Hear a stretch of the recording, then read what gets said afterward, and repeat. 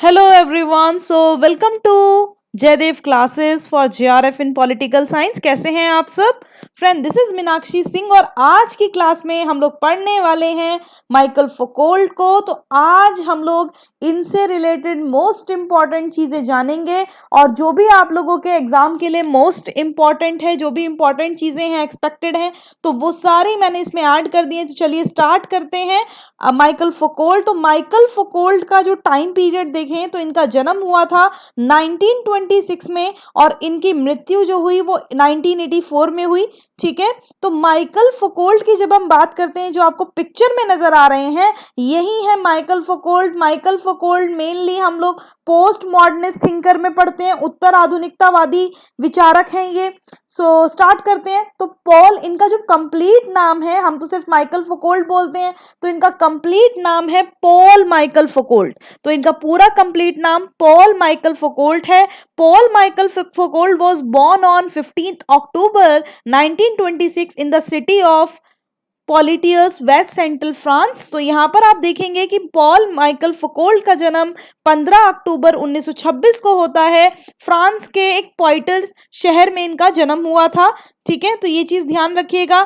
दूसरी चीज सबसे इंपॉर्टेंट चीज है, क्राइसिस ऑफ गवर्नेबिलिटी आ जाए या गवर्नेबिलिटी टर्म आ जाए, तो ये गवर्नेबिलिटी जो कॉन्सेप्ट है ये फर्स्ट डेवलप किसने किया था? फ्रेंच माइकल फौकॉल्ट ने। तो इसे फटाफट से इसे नोट कर लीजिए। Governability is a concept first develop by French Michel Foucault. तो इसको जो डेवलप किया था, ये जो आप लोगों को मैं भी अंडरलाइन कर देती हूँ, इसको क्राइसिस ऑफ गवर्नेबिलिटी, एक पेपर में आया हुआ क्वेश्चन है, सेट के पेपर में आया था। गवर्नेबिलिटी जो है ये रिलेटेड है किससे? तो फ्रेंच माइकल फौकॉल्ट से। इन्होंने माइकल फौकॉल्ट ने टाइप्स ऑफ पावर को बताया था। तो मेनली इन्होंने 4 टाइप्स ऑफ पावर को बताया। First of all sovereign power, second is disciplinary power, third is pastoral power and 4 is bio power. तो आप देखेंगे sovereign power, disciplinary power, pastoral power and bio power, ये इन्होंने टाइप्स बताए थे। एक एक करके समझते हैं। जब ये बात करते हैं सोवरेन पावर की, तब ये रेफर करते हैं mode of power most obvious in monarchy, यानी कि जो ये सोवरेन पावर है इसको आप देख सकते हैं कहां पर? मोनार्की में। मोनार्की यानी राजतंत्र, जहां पर एक राजा होता है या रानी होती है ना, और अल्टीमेट अथॉरिटी एक तरह से ओवर द पीपल किसकी होती है? किंग या क्वीन की होती है। तो यहां पर आप देखोगे, जैसा कि नाम से पता चलता है, संप्रभु शक्ति। तो संप्रभु शक्ति यानी एक राजशाही में सबसे सत्ता के तरीके को संदर्भित करती है, यानी पूरा जो अथॉरिटी है वो किसके हाथ में है? वो राजा के हाथ में है। तो सत्ता के तरीके को ये संदर्भित करती है, जहां पर राजा या रानी के पास अन्य लोगों के जीवन पर अंतिम अधिकार होता है। तो ये हो गया आपका सोवरेन पावर। आई होप आपको सोवरेन पावर क्लियर हो गया होगा। सेकंड है डिसिप्लिनरी पावर। तो चलिए डिसिप्लिनरी पावर को भी समझ लेते हैं। डिसिप्लिनरी जो पावर होती है, ये काइंड ऑफ पावर है जो एक्सरसाइज की जाती है over ourselves based on knowledge of how to fit into society. So यहाँ पर क्या होता है, जो इसे हिंदी में बोलते हैं अनुशासनात्मक शक्ति। क्या बोलते हैं? अनुशासनात्मक शक्ति। तो अनुशासनात्मक शक्ति वो शक्ति होती है जिसे समाज में फिट होने के लिए ज्ञान के आधार पर अपने ऊपर प्रयोग करते हैं, यानी कि समाज में जिस भी तरह से फिट होना है तो अपने ज्ञान के आधार पर हम क्या करेंगे? उस चीज का यूज करेंगे। यानी डिसिप्लिनरी पावर एक काइंड ऑफ पावर हो गई जो हम एक्सरसाइज करते हैं अपने ऊपर बेस्ड ऑन आवर नॉलेज, अपने नॉलेज के according, how to fit into society, कि हम अपने आप को किस तरीके से सोसाइटी के अंदर फिट करते हैं। जैसे आप लोगों ने देखा होगा, जैसे बिहेवियर है ना, हर किसी का बिहेवियर सेम नहीं होता ना। तो यहाँ पर वही चीज है। तो डिसिप्लिनरी पावर क्या हो गई? डिसिप्लिनरी पावर एक तरीके की पावर है जो हम लोग एक्सरसाइज करते हैं अपने ऊपर, अपने नॉलेज के ऊपर, और कि किस तरह से हम लोग सोसाइटी में फिट होते हैं। नेक्स्ट है आप लोगों का, वो है पेस्टोरल पावर। तो फौकॉल्ट जो है यूज करते हैं metaphor of the pastoral as a strategy और explain another mode of power, है ना। तो फौकॉल्ट ने, आप देखोगे फौकॉल्ट जो है आपके माइकल फौकॉल्ट ने, तो पादरी के रूपक का इस्तेमाल एक रणनीति के रूप में सत्ता के अन्य तरीकों को व्याख्या करने के लिए और लोकतंत्रों में संचालित होता है, उसके लिए इन्होंने यूज किया। तो पेस्टोरल पावर आप देखोगे मेनली इसको देहाती बोलते हैं। देहाती मतलब समझ जाओ, गांव वालों को बोलते हैं, जैसे देहात यानी गांव, है ना। तो पेस्टोरल पावर जो ये पावर होती है ना, ये जो पावर होती है डिराइव हुई है ट्रेडिशन और ऑफ क्रिश्चियनिटी से, यानी कि ये जो पावर है, जो पेस्टोरल पावर है, ये पेस्टोरल पावर आप देखोगे तो ये शक्ति जो है ये विद्या ईसाई धर्म की परंपराओं के माध्यम से प्राप्त हुई है। पेस्टोरल पावर आप देखोगे एक प्रोडक्टिव पावर है जो प्रोड्यूस करती है सब्जेक्ट्स को, और ये कंसर्न करती है इंडिविजुअल पर भी और टोटलाइजेशन पर भी। तो ध्यान रखना, माइकल फुकोल्ट जो है, माइकल फुकोल्ट यूज करते हैं मेटाफोर को of the pastoral as a strategy to explain, वो एक्सप्लेन करते हैं अनदर मोड ऑफ पावर को जो ऑपरेट होती है डेमोक्रेसीज में, तो पेस्टोरल पावर को वो बताते हैं। तो पेस्टोरल पावर किससे आई है? क्रिश्चियनिटी, मतलब ट्रेडिशन ऑफ क्रिश्चियनिटी से आई, यानी जो पहले जो सब कुछ होता था, जिसे पारंपरिक तौर पे बोलते हैं ना, जैसे कोई चीज पुरानी है चली आ रही है तो हम क्या बोलते हैं, वो ट्रेडिशनल है, वो पारंपरिक है, वो चली आ रही है इस तरह से। तो यहाँ पर आप देखोगे pastoral power is a productive power. Pastoral power क्या होती है? एक प्रोडक्टिव पावर होती है जो प्रोड्यूस होती है, प्रोड्यूस करती है सब्जेक्ट्स, है ना, विषयों का उत्पादन करती है, और ये कंसर्न करती है किससे? इंडिविजुअल और टोटलाइजेशन से, यानी ये व्यक्ति और समग्रता दोनों से ही रिलेटेड है। उसके बाद लास्ट है बायो पावर। सो बायो पावर आप देखोगे तो माइकल फुकोल्ट अगर आप देखो तो बायो पावर रिफर करते हैं पावर ओवर बियोज, यानी बियोज मतलब लाइफ, है ना, तो पावर ओवर पॉपुलेशन। जो बायो पावर हो गई वो क्या हो गई? बायो पावर प्राइमरली हम बोलते हैं नॉर्म्स, वो नॉर्म्स हो गए जो इंटरलाइज्ड है बाय पीपल, यानी कि बायो पावर अगर आप देखो तो बायो पावर जो है फुकोल्ट का अर्थ है बायोस से, बायोस यानी जीवन, है ना, जीवन पर शक्ति, तो आबादी पर शक्ति है एक तरह से। ये क्या हो गया? पावर ओवर पॉपुलेशन, जैसे कि हम लोगों पर एक तरह से पावर करना, तो पॉपुलेशन पर पावर रखना, वो बायो पावर हो गई। तो बायो पावर मुख्य रूप से मानदंडों पर टिकी होती है, उन नॉर्म्स पर टिकी होती है जो बाहरी बल के बजाय लोगों द्वारा आंतरिक किए जाते हैं। यानी कि जो बायो पावर है ना, मेनली बोलते हैं, माइकल फुकोल्ट कहते हैं कि बायो पावर जो है ना वो रेस्ट करती है norms which are internalised by the people. जैसे कि अगर हम बाहर से मान लो कि बायो पावर अगर आप देखो तो बाहरी बल, जैसे बाहरी बल अगर हम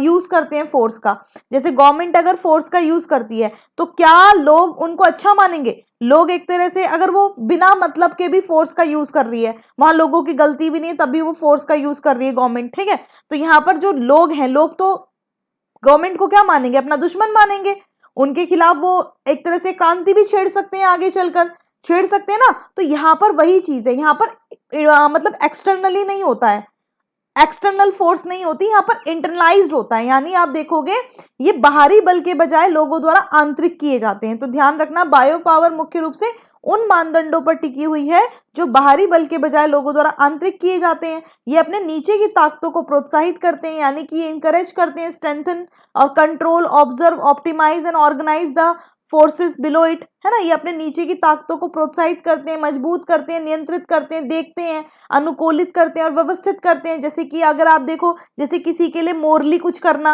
है ना, मोरली यानी नैतिकता से संबंधित कुछ करना, तो उससे एक राजा की या फिर एक उसकी प्रजा की, अगर वो मोरली नैतिकता के उससे अगर वो अपने प्रजा के लिए बहुत कुछ करता है, उनके वेलफेयर के लिए काम करता है, तो उनके बीच में जो रिलेशन है, जो उनके बीच में कनेक्टिविटी है, वो क्या होगी? बढ़ेगी ना, वो बढ़ेगी एक तरह से। तो यही चीज है। तो यहाँ पर अब ध्यान रखना, बायो पावर का मतलब होता है पावर कर रखना किसके ऊपर? पॉपुलेशन के ऊपर। ये जो बायो पावर है वो बेसिकली उन नॉर्म्स पर बेस्ड है जिसके अंदर एक्सटर्नली फोर्स नहीं रखी जाती लोगों से, मतलब बाहरी बल के बजाय यहाँ पर क्या होता है? लोगों द्वारा आंतरिक किए जाते हैं। आंतरिक यानी कि आप किसी से अच्छे से बात करो, आप किसी के वेलफेयर में काम करो, आप किसी का अच्छा चाहो, है ना, तो वो क्या करेगा? वो हमें खुद ही एक तरह से हमारे लिए खुद अच्छा करेगा, है ना। तो ये अपने नीचे की ताकतों को प्रोत्साहित करती है, यानी जो गवर्नमेंट है वो लोगों के प्रति क्या करेगी? उनको इनकरेज करती है, कंट्रोल रखती है, ऑब्जर्व करती है, ऑप्टिमाइज करती है ना। तो ये ध्यान रखना।